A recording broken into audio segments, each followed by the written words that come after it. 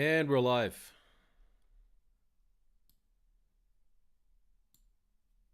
All right, ladies and gentlemen, we're live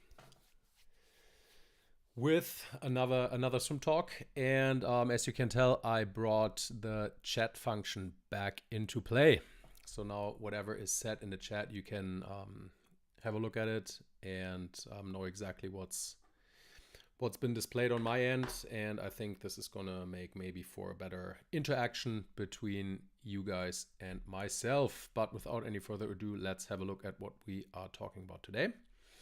And this is going to be lactate threshold swim sets for Ironman swimmers. Basically, without using any fancy words, this is how you prepare yourself for whatever your body needs to be able to do when you start your Ironman swim, aka the pain in the beginning. Okay, everybody knows it. The gun goes off, people go crazy, people swim fast, lactate piles up, and we obviously want to be prepared for that. Okay. So again, little introduction. By now, some of you get tired of that, but it is what it is. It needs to be said. And real quick, my name is Jan. Won international medals in pool and open water swimming, broke 3 German records, won 38 medals at German nationals, NCAA All-American Florida Gator alumni, which is kind of cool, kind of proud of that. Coach Sebastian Kiel in swimming from 2012 till 2015. So Wiley was a Ironman world champion. Coach Andreas Waschburger to his world record in the English Channel in 2023, this past summer, broke it by 10 minutes, and built up many elite swimmers from youth level to German and international elite. And I'm here to help you figure out distance freestyle swimming. For all your triathletes out there who are struggling, I hope I can provide some information to make life in the water a little bit easier for you. As always, I'm not saying this to brag, I'm just saying it because I can and because it's important, because I think I have a little bit more to offer than most of the other guys out there, and it would be kind of silly not to mention that. Okay, with that out of the way, what's coming up on this channel, also still part of the introduction. The only thing that has changed really is that I added Tuesday as well as Thursday, 9:30 to hang out. And the focus is on teaching rather than entertainment. The focus is on making it easy to understand. I'm not here to, get a clap on the shoulder for throwing around fancy terms and trying to impress you like that. My idea here is to get this information that you need to improve your swimming in Ironman swimming as easy to understand to you as humanly possible. Okay, this is not a scientific channel. Trust me, I know my science. Trust me, I've done it myself. But the idea is that you watch this and you understand it right away. If you need to watch this again because you didn't get it, I think, from my point of view, I didn't do my job. So if that's the case, let me know in the comments and I try to make it even easier. Okay? As of right now, we have fixed topics for each stream. Today, we are talking about lactate threshold. And the idea is to make you a fast distance freestyle swimmer. This is what we have covered up to this point. And you can see we have 3 of those streams left, but then I'm not going to stop. I'm just going to need new topics. And if you look at this, basically what's going on here is aerobic interval training, aerobic long swims, strength swim sets, short rest swim sets, today lactate threshold sets, dry land and strength training, putting it together in a season, and taper and getting ready to race. Those of you who are thinking about it may figure out that this is basically an entire preparation for an Ironman swim. And I try to give you everything that you need so that you can succeed and really improve for your next Ironman in the water. Okay, so if you haven't watched the previous ones, please do so. And I hope you get something out of it. And I'm going to put all of those in the playlist pretty soon. Didn't get to that yet, but it's going to come in the near future. With that all out of the way, let's have a look at what a lactate threshold set for Ironman swimmers actually is. And I think it is important to, as always, ask yourself, what are we training and what are we trying to accomplish in training? Okay, so in this case, I think a lot of you know that in the beginning of a triathlon, in the swim, things can get pretty hectic and pretty painful. And for lots of you, if I ask you and I get feedback and I talk to you guys a little bit, which I've done a little bit in the past, this is one of the scariest part of your entire triathlon. The start, where everybody goes crazy, everything is hectic, everything is fast, you get out of breath, your lungs start hurting because you build up lactate, because you jump on your legs, and things get out of control. And I think it doesn't need to be that way. If you prepare that kind of stuff, I think you can really get around that hectic, panicky sort of situation. And I'm going to try to explain how you best prepare so that you don't panic and that you're ready for the lactate today. So we're trying to accomplish to be able to handle the lactate that will be present in the beginning of your swim. We're talking about the start of the race, and that only. What I'm trying to say with that is there's a significant difference between open water swimming and triathlon, because the swimmers need to worry about things in a little bit different manner. Generally, the swim races don't start out as fast, but they end in an all-out effort. And with triathlon, it's kind of the opposite. They tend to start out really fast and then they ease off a little bit, because then there's the first transition to the bike. And naturally, if you were to sprint all the way to total exhaustion, you might not even make it to the bike. So that's not the idea here. Nevertheless, we are dealing with quite a bit of lactate in the beginning, and we need to be prepared for that. And yeah, a thing that I think is critically overlooked with that problem is proper pacing. I think it is very important that you are staying calm and not to go too fast. I think a lot of triathletes overswim the start of the race because that's just something that is in their head right now. And that's how everybody's doing it. The gun goes off and everybody goes all out. I don't think that's necessarily the right approach. And yeah, that's something to keep in mind. And that's something that comes with practice. And that's also something that you learn when you're doing these lactate threshold sets, because you learn to get comfortable in an uncomfortable situation. You also can learn, you get to know your body a little bit better, and you can judge if you are just below the red line or if you're crossing it. And if you're crossing, that's bad, because from there it's only going to get worse. So we need to figure out how to go really hard, but how to be able to handle going really hard. Okay, and that's also a big part of that is proper pacing. We then need to know the duration. What are we even trying to prepare? So if I were to prepare Ironman athletes, I would talk to them and ask them, how long is that period of total chaos and total stress and pain? And if you take a look, for example, at this past summer's World Championship women's race at the pro level, I'm sure that if you were to talk to Lucy Charles, who is without a doubt the strongest swimmer in women's professional triathlon, she would probably tell you that she's pushing really, really hard for the first 5 to 8 minutes of the race. And then she also settles a little bit, which you can see she opened up a gap in the first 5, 6, 7 minutes. And then it didn't open up too drastically after that. I think in the first transition for the first chase group, I think she had about 40 seconds of a lead. Okay, but after the first 3 to 4 minutes, she already had 15 to 20 seconds of lead. So she swims out very, very hard.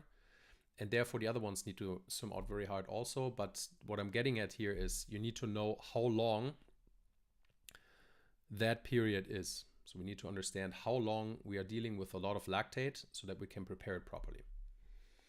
And in general, when these sets come in training, you need to look for pain. Okay, the more it hurts, the less it will hurt in competition. And here are some examples. I think there's really only one thing to do for distance and open water swimmers when it comes to lactate training, and that is broken swims. For example, 8 times 100 at 10 seconds rest, best average. 8 times 50, which would be a broken 400. The first one would be a broken 800, maybe 15 seconds rest. The rest should be fairly short. And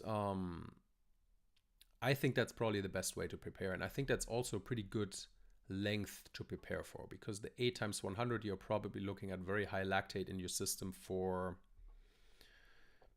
10 to 12 minutes, including the rest, which is really good.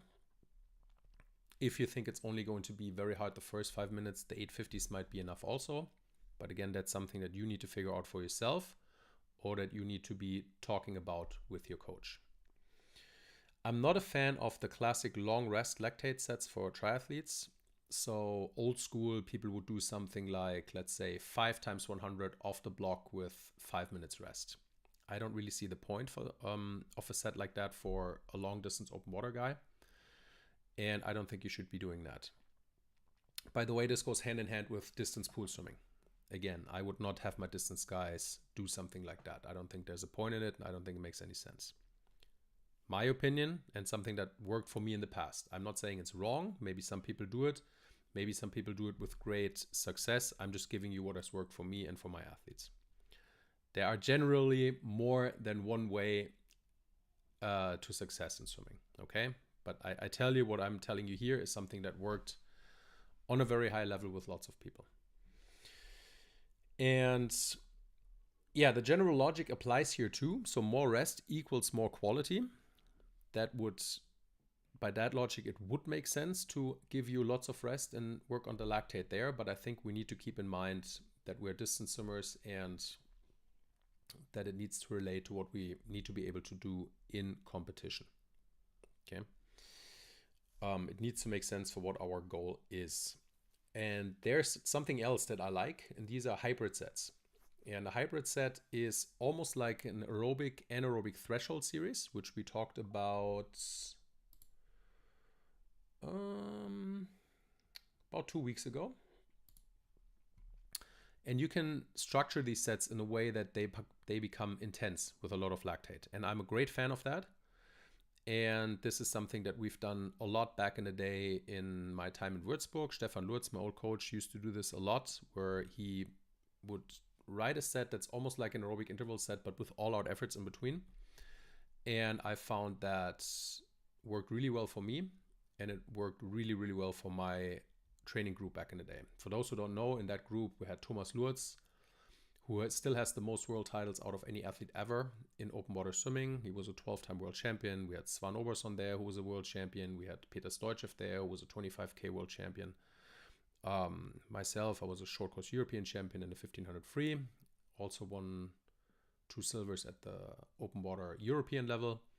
And we had a really, really strong open water group back in the day. And I think what Stefan did back in the day was certainly something that was very, very good.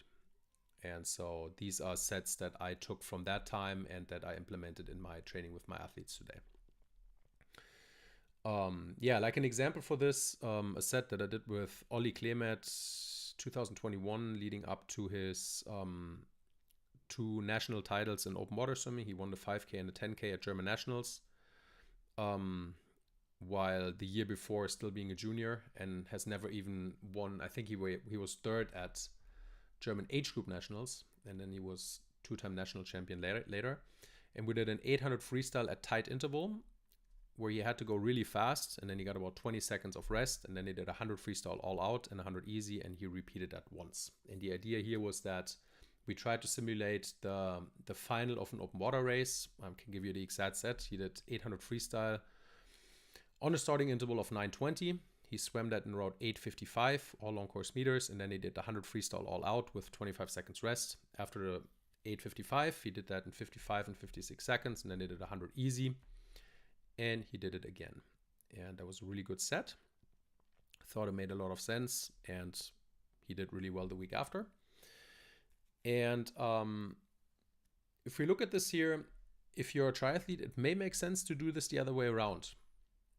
And why is that? Because you need to ask yourself again, what do we need to be able to do in a race? And you guys watching, it's almost the other way around. You're not coming in at a fairly high intensity and then you need to ramp it up all the way to the finish.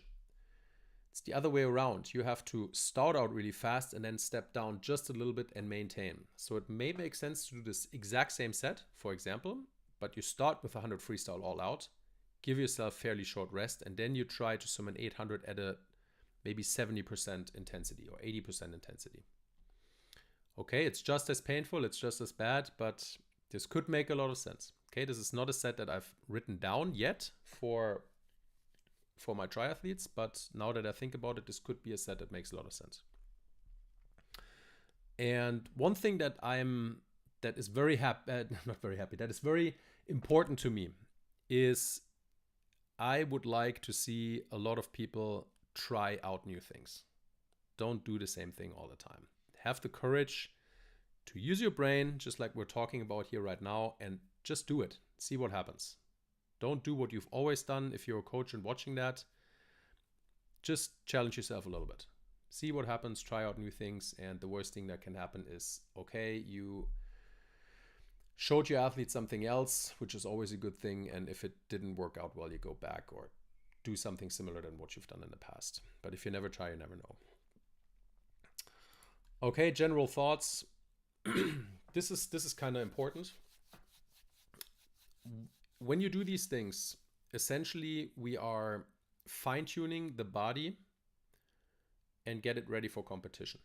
So these are great things, great sets to do, where you can test out lots of things that need to be on point when race day comes by. So if I were to do these lactate sets, I would start around 4 weeks before your main competition. Okay, that's generally the right time where you want to fine-tune your body, where you want to implement these kind of things to get ready to be able to withstand some lactate in your system. I think you should treat it like competition. So these training days you should take very serious. You should not show up with little sleep. You should be well prepared. You should be fueled similar to your competition. You should warm up like you do in competition. This is a big one. This is important because you can really practice competing. If you know that you're racing, that when you're racing, you can only warm up on land. You're not going to warm up. You're not going to get in the water before your Ironman, for example. I would suggest to do the same thing in these kind of things. Then do your warm up before you do the lactate set also.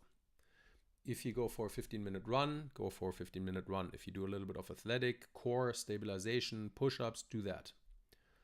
But give yourself the confidence that you're doing these sets under the same conditions that your race will be held later also. Okay, give you an example. Let's say you did your exact warm-up. You did a 15-minute run. That's what Sebastian Kienle always used to do. Then he would do a little bit of stretch cord work, a little bit of push-ups, just get a little bit of sweat going. Literally, he was sweaty after that. And then he would put a sweatsuit on and then he would go and start his races. And if you do the exact same thing before your threshold sets and these go really well in training, then you know, okay, what I had done in practice works. I'm well prepared. I can perform at a very high level. I can handle my lactate, and you're going to be much more confident when you go to the race. And that's something that I would really encourage you to do. You should also test your competition gear every now and then. Test your competition goggles, maybe test your wetsuit, maybe test your skin suit. I'm not saying you should take the brand new one that you're going to use in a non-wetsuit competition, but maybe you have an old one from the previous season. Put that on, use it in those kind of sets. These are the sets that we want to do at the highest quality, and that means that you can also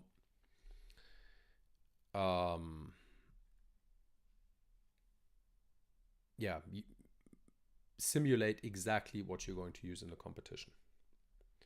And then what's also important is you need to warm down a lot, because ideally we're going to be even in the double-digit lactate territory, and if you have that, you need to swim probably 1000 easy after that. Okay, the idea is to warm down all the way until your lactate is below 2.5 again. The worst thing you could do is finish your set, dry, take a towel, dry off, and go home. That's not the idea here, because ideally you want to do this twice a week. You need to be ready for the second one. Good. Um,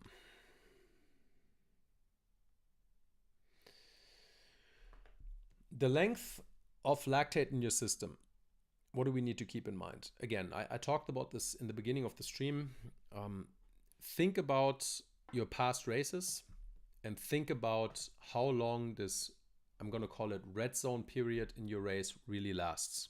And this is quite important because it makes a difference if we're going to go for a 5-minute duration of lactate training or a 10-minute duration or 15 or 2, you name it.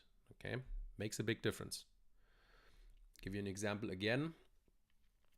Oliver Clement, we went to Stockholm to a competition. He had a great 400 freestyle, dropped 4 or 5 seconds off his personal best time. And I was 100% certain he was going to do a great 1500. And he did not. It was solid, but it was nowhere near close to what he's capable of. And I walked back to the hotel that night and I was really thinking, like, what is wrong? I don't understand. We covered everything I thought. And then I have the option to, for example, I gave Anthony Nesty a call and asked him. And he asked me how long, what kind of a duration were our lactate threshold sets? How long did they take? And I said, maybe 8 minutes. We did like 850s and that kind of stuff. And he's like, yeah, well, there you have your answer. They need to be 15 minutes long because in the competition, he also has to be able to withstand 15 minutes of lactate work. And I did not see that. I did not think about it. It's really, really fortunate that I can call somebody who, in my opinion, is the greatest coach in the world. And yeah, then if you have people who are better than you, give them a call, ask them for their opinion, and there you have it. And most of the time there's an answer for problems like that. So it is very important that you know how long you need to be able to tolerate the lactate and then structure your training and your training sets according to that. Okay, again, preparation. What gear are you using? How are you warming up? You need to have a goal. You need to know how fast you want to go in these kind of training sets. And yeah, it's simple. The more it hurts in training, the less it will hurt in competition. And in these sets, it is okay to fall off your pace here and there. Okay, we need to push our boundaries and our limits. It is okay. Ideally, in these kind of situations, we try to get the lactate as high as possible. Put yourself in the most painful situation you can, because then in a competition, it's going to be a lot easier. Good. How many times per week should we do this kind of training? I would say once or twice per week. And if we do once or twice per week, obviously we will have to replace some of the other things that we have talked about in previous live streams. I would say it makes the most sense to replace strength or the regular interval training with the threshold training. And like I said, you can be creative. You can make, for example, one broken swim in the beginning of the week, and then you can make a hybrid set in towards the end of the week where you're almost swimming aerobic interval training, but you add all-out swimming in the mix in there.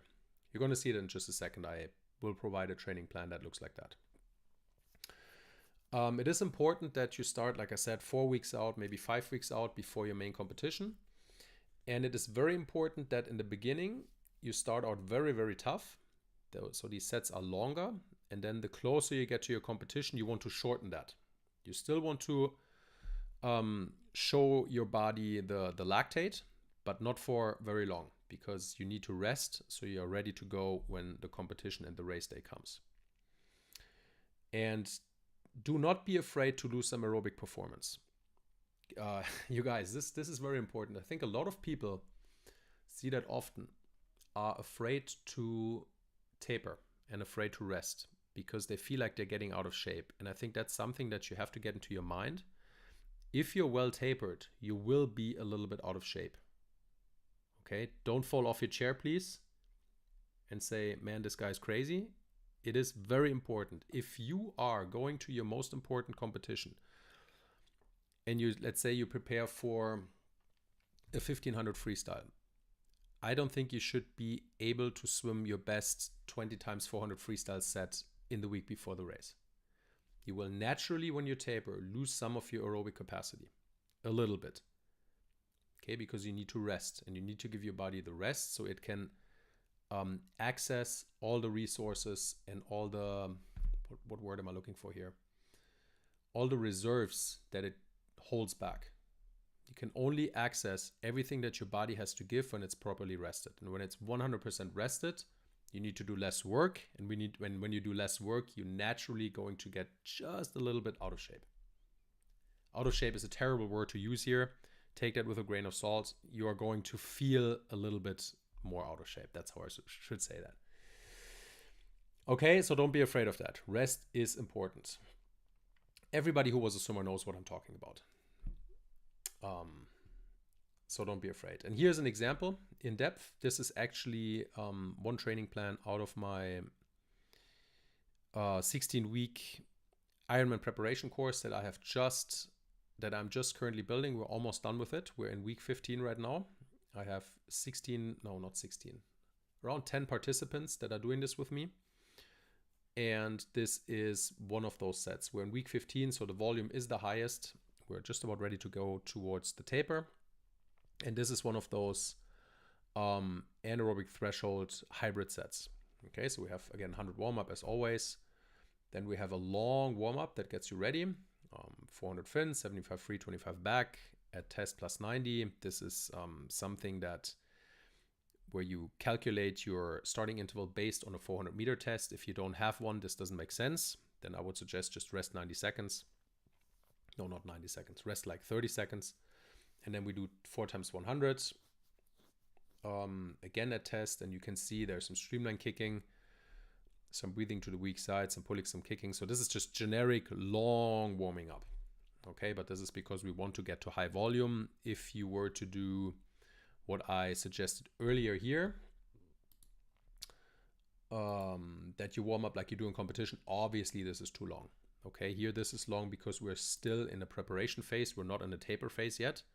So we're still working on the volume. This should be significantly shorter if you're trying to prepare like you would in competition. Keep that in mind, please. Then here's a little preset where we are getting ready to perform. And then this is the main set. And you see it's almost like an aerobic interval set. It's a 200 pull at 1/2 test plus 45. This is probably swim at like 60%. So 6 out of 10, nothing too bad. And then it's 2 times 190% at test pace plus 20 and 100 easy at test pace plus 75. And we repeat that 4 times. And yeah, with these kind of sets, I have, these work really well for my athletes, for my competitive swimmers, and for my triathletes in the past. So yeah, give it a try. That's all I can say. Okay. And yeah, that's it. I haven't heard anything in the chat yet. Is the chat working? Let me write something. Is this working? Because if not, then I may have set something up in the wrong way. If you could write something in the chat, I would appreciate it.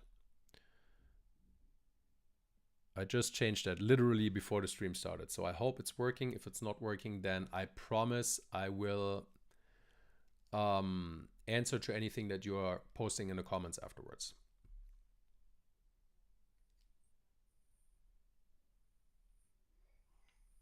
Okay, since it's working. Perfect. Perfect, perfect, perfect. Very good. Very good. That's a sign of, that's a relief for me. Okay. And yeah, this is it. This was probably a lot of information in the last 29 minutes or so. If you have questions, please feel free to fire right now.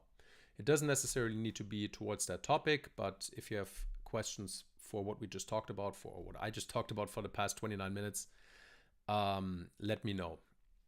I think this stuff is very important. I think you absolutely need to do this if you want to have a great triathlon swim, because I think hopefully lots of you guys are very good at laying the foundation, putting in the volume, putting in the lactate thresholds, barrier work. So you're just developing yourself really well. But all of this can be kind of pointless if you cannot handle the lactate in the beginning of the race and you fall apart, then meh, doesn't really help you. This is a critical piece of the puzzle that you are able to, yeah, handle this. Okay, so this is work that needs to be done, and I hope everybody's doing this. Okay, so questions, fire away. If you don't have any questions, go train, try this stuff. Check out soamazinguniversity.com and sign up for my free week of training, and like, share, and subscribe. Right now, we are not growing super fast yet, but I can assure you I have a pretty thick head and I'm not going to quit. I'm going to keep going, and even if for the next 10 years I'm going to talk to 15 people at a time, it's going to happen. Okay, I'm going to be here. It's kind of fun, and I think we're going to go somewhere with this. And from the comments that I got in the past, I think it's helping some of you, and that makes me happy. Okay, here's one. Noah, is it possible to improve for a 6 minute and 400 freestyle swim from an 8? So you want to go from 8:37 to 6 minutes. That depends. If you have worked the past 10 years, 5 times a week to get the 8:37, it's going to be tough to get to 6 minutes. If, on the other hand, you're swimming by yourself for maybe 1 year or 2 years without a training plan, and you're taught everything to yourself, basically, and then, of course, I mean, I think 6 minutes is possible for almost everybody out there, but 6 minutes is also a pace where I would say you're entering a territory where you are going to need to put some work into that. I always say under 6 minutes, you're going to be a solid swimmer. Okay, so people that swim 6 minutes in a 400 usually do the 70.3 to 1.9K swims in around 30 minutes or so. If you're a little bit more of a racer and you're better in stress environments and competition and you strive in that scenario, you're probably 30 minutes or faster. And if you don't, you get a little nervous and you get overwhelmed, then maybe 30 to 32 minutes, but you're going to be a solid swimmer. You can even go 28, 27 with that. Okay, so 6 minutes is already pretty good. For women, it's really good. I mean, if you're a woman and you swim age group triathlon and you can do a 400 meter test sub 6 minutes, you are a very good swimmer. You're in the top 10% for sure. Okay, we had one longtime member in my past amazing membership. Her name was Corinna. And she was a very solid swimmer, and she never had any trouble in her Ironman swims. And she was around 6 minutes always. Sometimes a little bit below, sometimes a little bit above, but very, very good.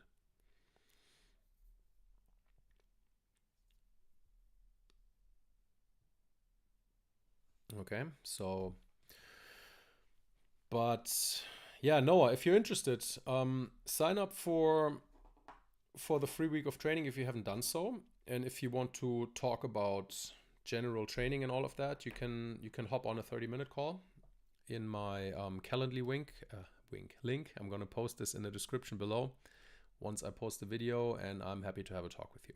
If I can just help you out somehow, that's cool.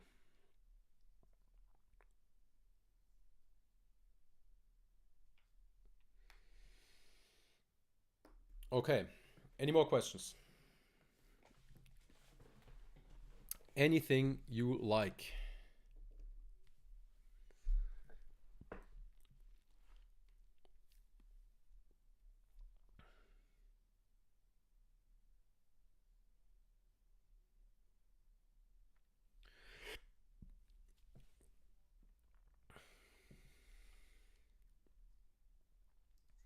If we don't have any questions, that's fine. I mean, today we're not that many people. I think right now 7 or 8 are watching. And as I said, if you're watching this, thank you, Siggy. If you're watching this afterwards, you can still post in the comments, and I'm going to do my best to answer anything you are asking in detail. And yeah, That being said, thank you for being here. Thank you for taking the time. And I will talk to you on Tuesday with dry land and strength training. Okay.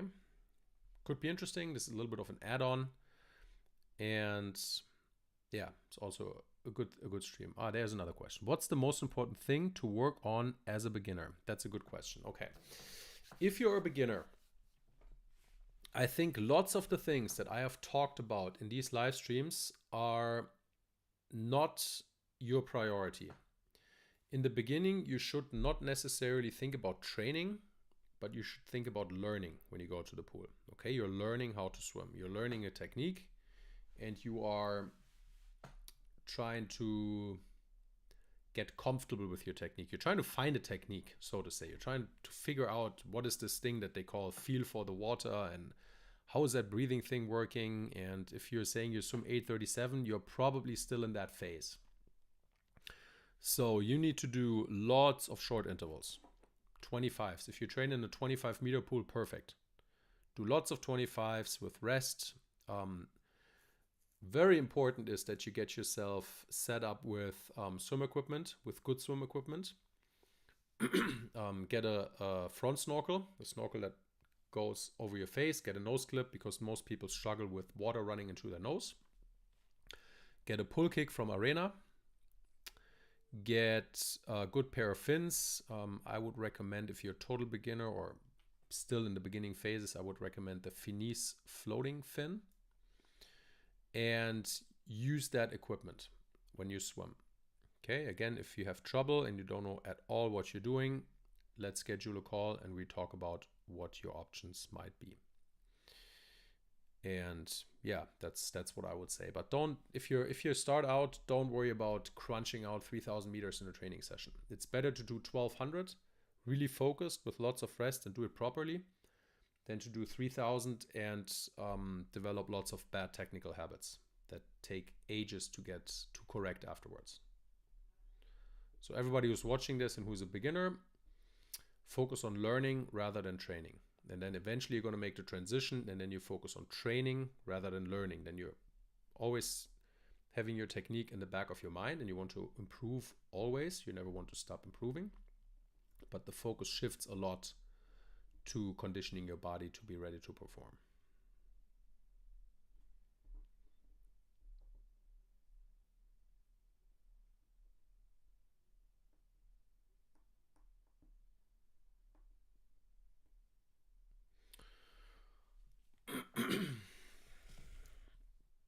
Okay. Then I think this is going to be it. We're approaching 40 minutes. And yeah, thanks for taking time. Really appreciate it. If you like it, share it, tell your friends about it so that we can get a few more people going here. And again, if you want to hop on a call and chat a little bit about swimming, I'm going to post the Calendly link in the description below. And I wish you a great rest of the week and a great weekend, and hopefully talk to you next week. Okay? All the best. Hope I could help, and take care. Bye-bye.